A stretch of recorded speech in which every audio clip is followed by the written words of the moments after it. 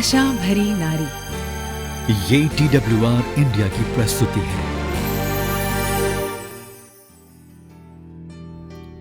प्रिय साथियों, हम यहाँ परमेश्वर और इन गवाहों की दृष्टि में एक साथ इस पुरुष और इस महिला को पवित्र विवाह में जोड़ने के लिए एकत्र हुए हैं।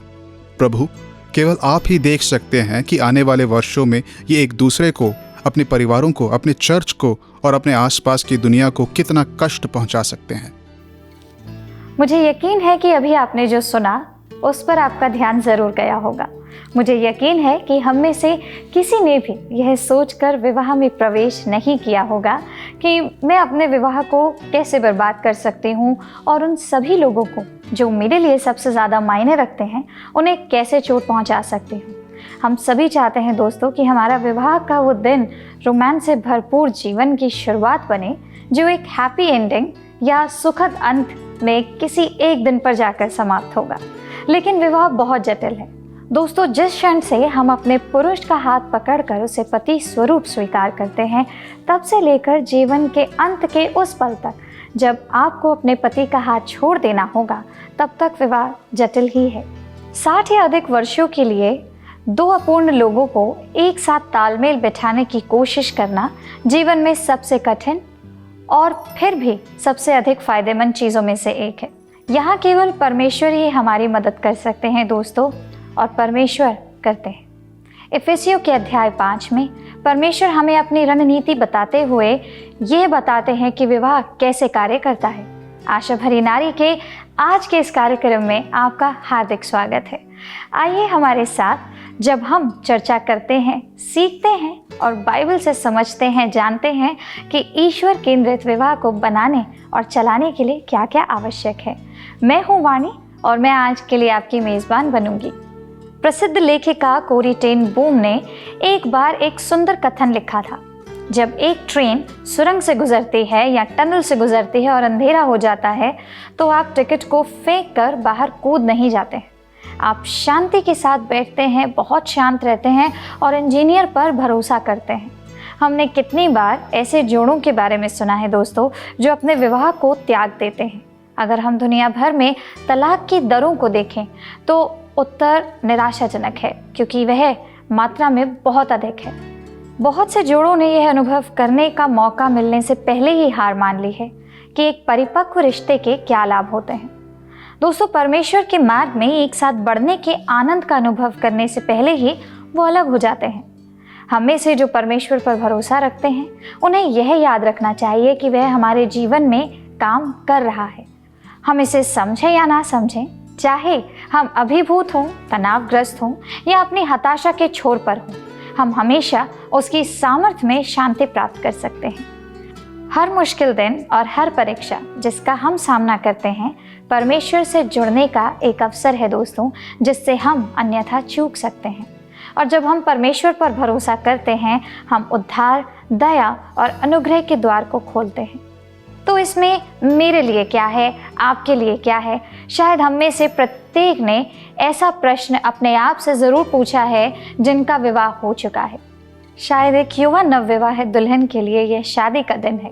एक सफ़ेद गाउन, सुंदर वर, मोमबत्तियाँ, फूल और एक मस्ती भरा स्वागत है। दूसरों के लिए ये शायद इसके बारे में साझा प्रतिज्ञा, अंतरंगता, दोस्ती और रोमांच है।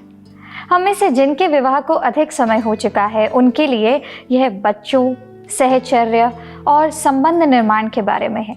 दादा दादी के जोड़ों के लिए विवाह शायद पोते पोतियों को बढ़ते उम्र में देखना और उनके शरीर को धीमा होते देखने के बारे में है। दादा दादी के जोड़ों के लिए विवाह शायद पोते पोतियों को बढ़ते, उम्र बढ़ने और शरीर को धीमा होते देखने के बारे में है।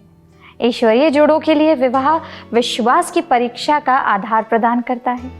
विवाह की हकीकत यह है दोस्तों, लोग बदलते हैं, हालात बदलते हैं और सपने टूट सकते हैं, लेकिन वहीं परमेश्वर जिसने विवाह की स्थापना की, हमें उम्मीद, मोह भंग होने और संतोष के चक्र के माध्यम से बढ़ने वाली निराशाओं को सहन करने की शक्ति देगा।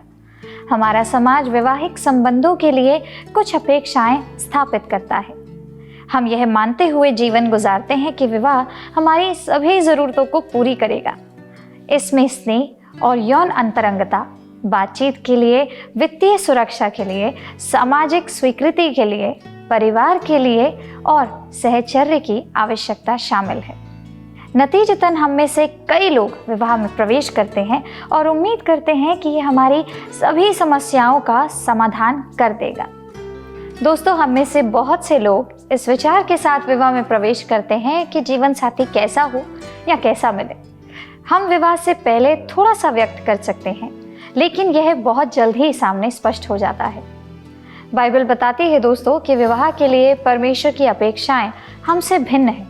जब परमेश्वर ने कहा मनुष्य का अकेला रहना अच्छा नहीं है, तो उसने हवा को उसके अकेलेपन के एक उत्तर के रूप में बनाया। लेकिन विवाह के लिए परमेश्वर की कुछ उम्मीदें थीं।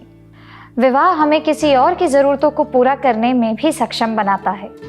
नए नियम में कुरिन्थियों को अपने पत्र में प्रेरित पौलुस ने यह स्पष्ट किया है कि जो लोग विवाहित हैं वे न केवल रिश्ते की खुशियों की उम्मीद कर सकते हैं, बल्कि इसके साथ आने वाली जिम्मेदारियों की भी उम्मीद कर सकते हैं। पहला कुरिन्थियों 7:33-34 में पौलुस ने संकेत दिया है कि अपने आप को एक दूसरे के प्रति समर्पित करने में पतियों और पत्नियों को अपना अधिकांश समय एक दूसरे को प्रसन्न करने के लिए कड़ी मेहनत करने में लगाना चाहिए। अपनी सभी खुशियों के लिए विवाह की जिम्मेदारियां हैं, जो एक अलग तरीके से परमेश्वर की सेवा करने की हमारी स्वतंत्रता को सीमित करती हैं। हमारा परमेश्वर जानता है कि जब हम विवाह करते हैं तो हम अपने साथी की ज़रूरतों को पूरा करके उसकी सेवा करना चुनते हैं, जबकि हम अपने साथी को बदलने की उम्मीद में विवाह में प्रवेश कर देते हैं। परमेश्वर की उम्मीद है दोस्तों कि विवाह हमें बेहतर के लिए बदलेगा। पवित्र शास्त्र हमें यही सुनिश्चित करने के लिए नहीं कहता कि हमारा जीवन साथी हमें प्रेम, सम्मान और हमें वो सभी स्नेह, वित्त और शारीरिक संतुष्टि दे जिसकी हम लालसा रखते हैं। बाइबल कभी भी ये वादा नहीं करती है कि परमेश्वर हमारे जीवन साथी को उस तरह का बना देगा जैसे हम प्रार्थना करते आए हैं कि वो हो, बल्कि यह हमें बताता है अगर हम अपने भागीदारों में सर्वश्रेष्ठ लाने में अपनी भूमिका निभाते हैं तो परमेश्वर हमें किस तरह का दिल दे सकते हैं। एक मसीही विवाह हमारे स्वयं के आत्मिक विकास की मांग करता है। दोस्तों, हमारे साथ रहने और किसी और से प्रेम करने के लिए, बेहतर के लिए, बदतर के लिए, अमीरी में, गरीब के लिए, बीमारी में और स्वास्थ्य में, इन सब के लिए आवश्यक है कि हम उनके हितों को अपने हितों के आगे रखना सीखें। विवाह प्रतिबद्धता, जोखिम और निस्वार्थ निवेश की मांग करता है।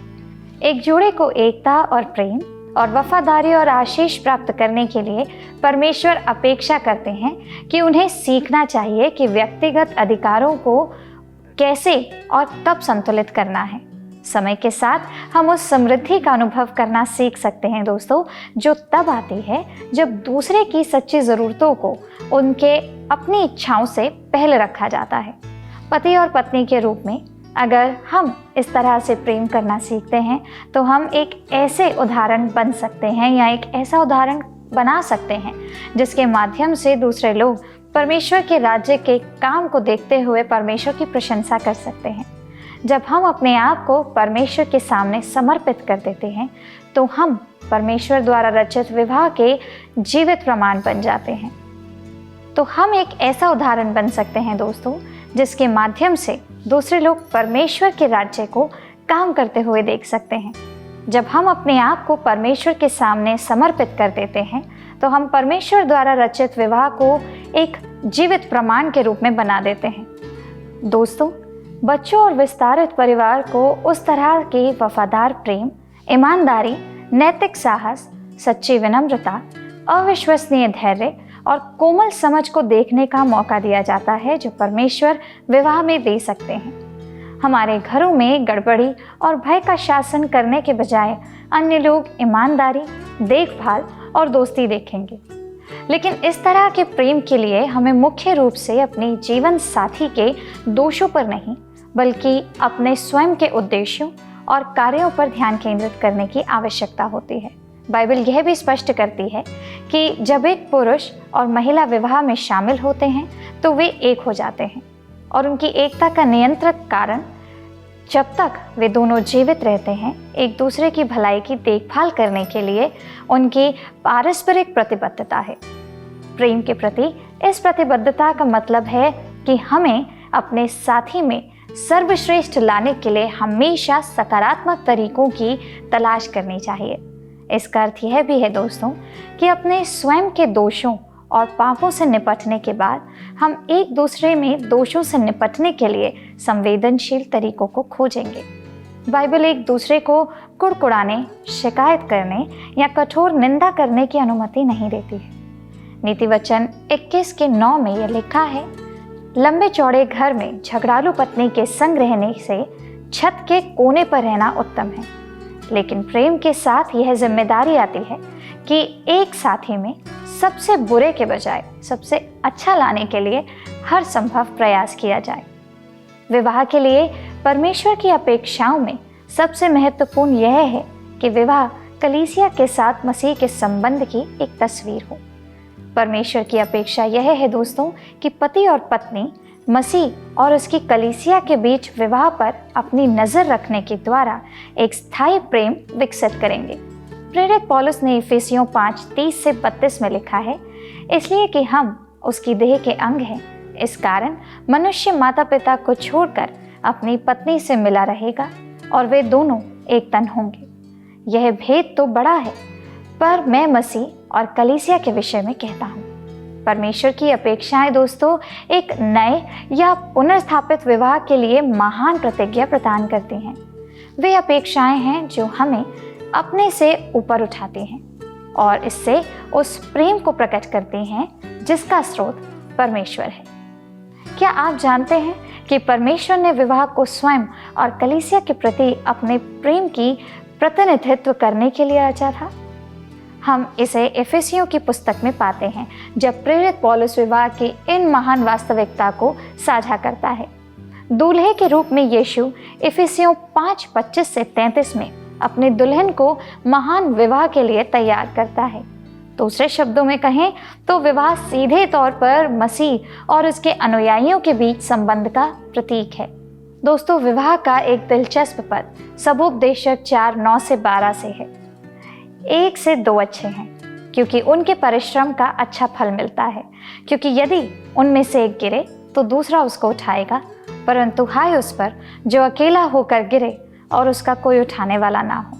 फिर यदि 2 जन एक संग सोए तो वे गर्म रहेंगे, परंतु कोई अकेला क्यों कर गर्म हो सकता है।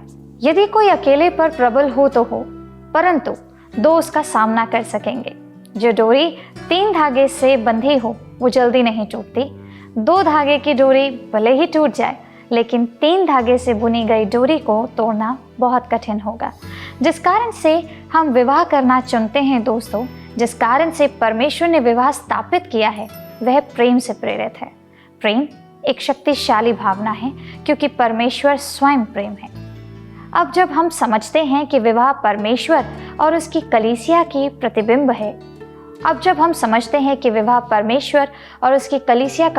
है, तो हम वह पत्नी बनना सीख सकते हैं जो परमेश्वर हमसे चाहते हैं। विवाह में ईश्वर ने एक विशेष प्रकार की आत्मीयता पैदा की। अंतरंगता वह धागा है जो आपकी आत्माओं को एक साथ बुनता है और आप दोनों के बीच संबंध को मजबूत करता है। बाइबल में प्रेम भाग को याद रखिए। 1 कुरिन्थियों 13:4-7 में प्रेम धीरजवंत है, प्रेम कृपाल है, प्रेम डहा नहीं करता, प्रेम अपनी बढ़ाई नहीं करता और फूलता नहीं। वह अनरीति नहीं चलता, वह अपनी भलाई नहीं चाहता, झुंझलाता नहीं, बुरा नहीं मानता, कुकर्म से आनंदित नहीं होता, परंतु सत्य से आनंदित होता है। वह सब बातें सह लेता है, सब बातों की प्रतीति करता है, सब बातों की आशा रखता है, सब बातों में धीरज धरता है।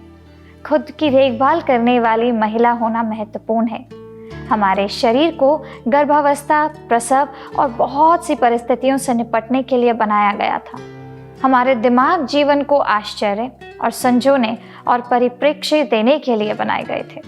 हमारी बाहें हमारे पति और बच्चों को गले लगाने के लिए थी। मातृत्व के शुरुआती वर्षों में आप नहाना या खुद को खाना खिलाना भी भूल जाएंगे। यह बिल्कुल सच है। लेकिन अगर आप खुद की उपेक्षा करना जारी रखते हैं तो यह हताशा की ओर आपको लेकर ज़रूर चला जाएगा, और हताशा कभी भी किसी के लिए भी अच्छी नहीं होती। आशा भरी नारियों, याद रखिए कि आप माँ बनने से पहले एक व्यक्ति थीं।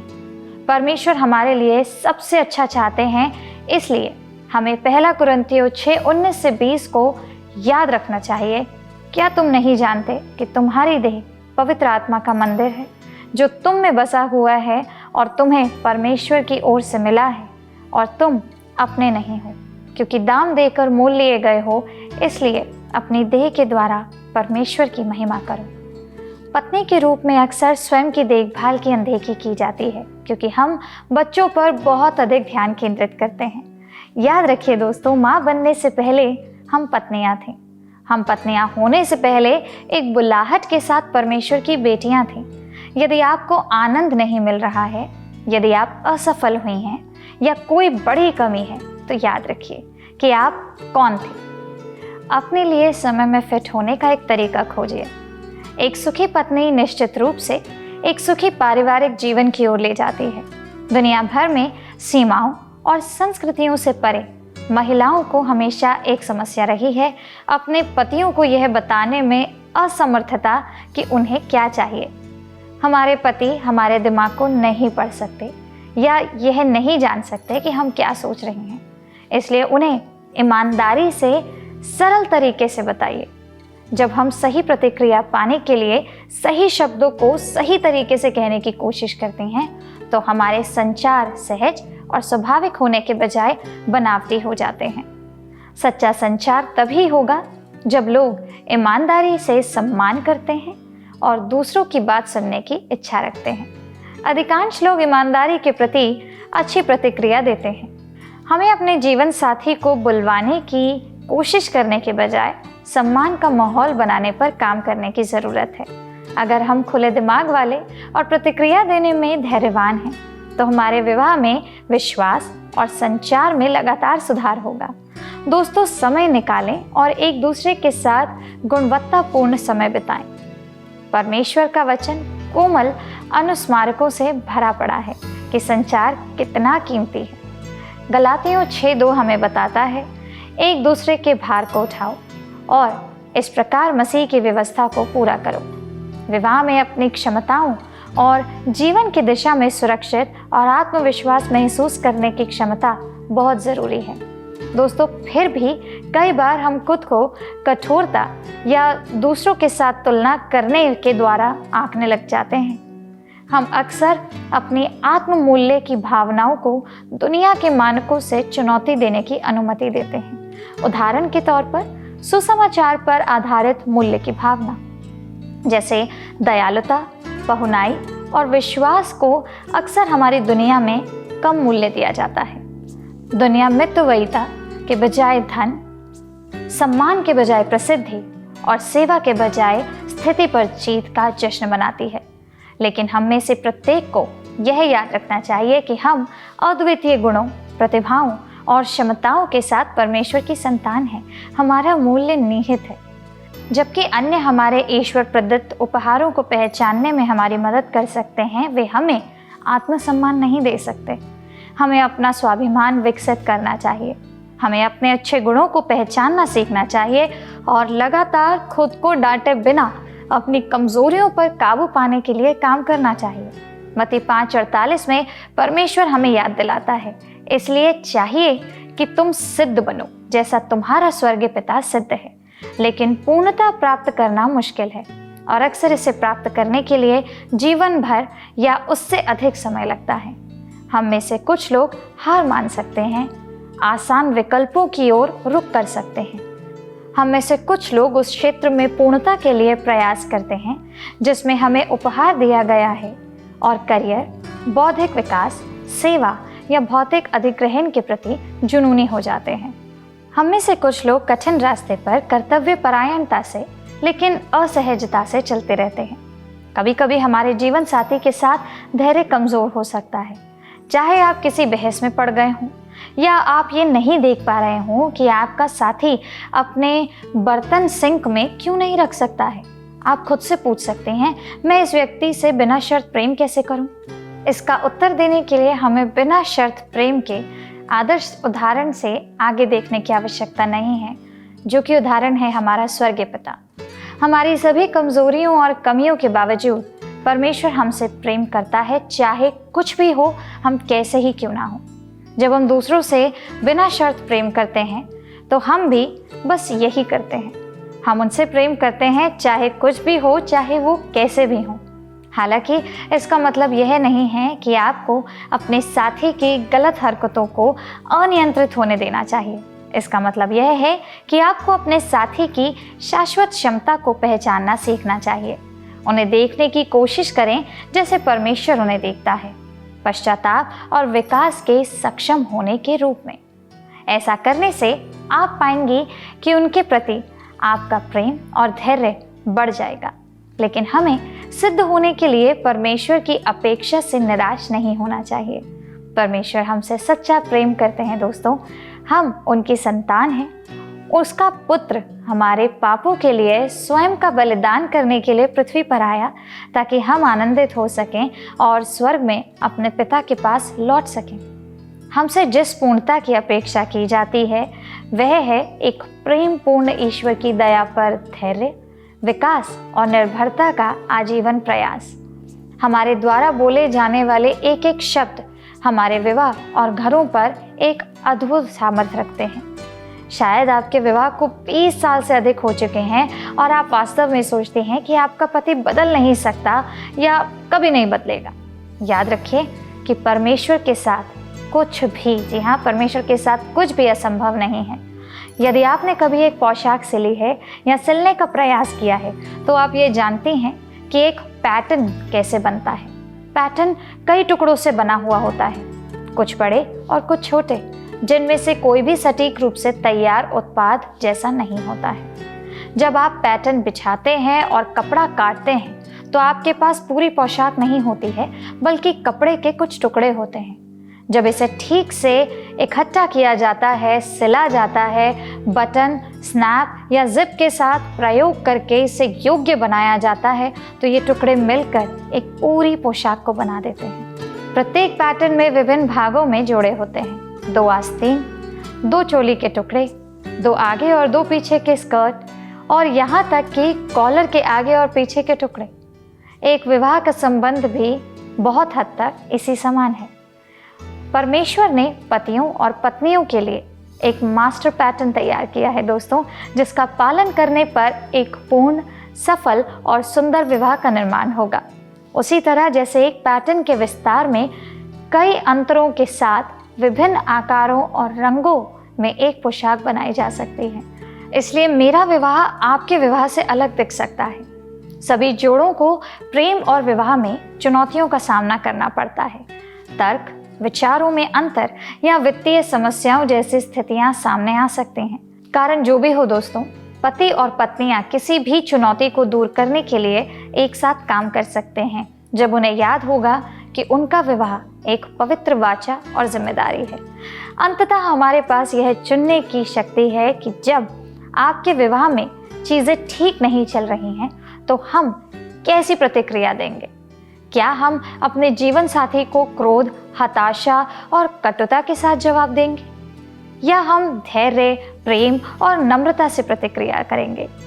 दोस्तों, हमारी प्रार्थना है कि प्रभु आपको अपने जीवन साथी के लिए प्रेम में वृद्धि का अनुग्रह दे, आपको अपने जीवन की परीक्षाओं को दूर करने की सामर्थ्य प्रदान करे और आप दोनों के एक साथ जीवन जीने के द्वारा प्रभु का नाम चमके। प्रभु आपको आशीषित करे।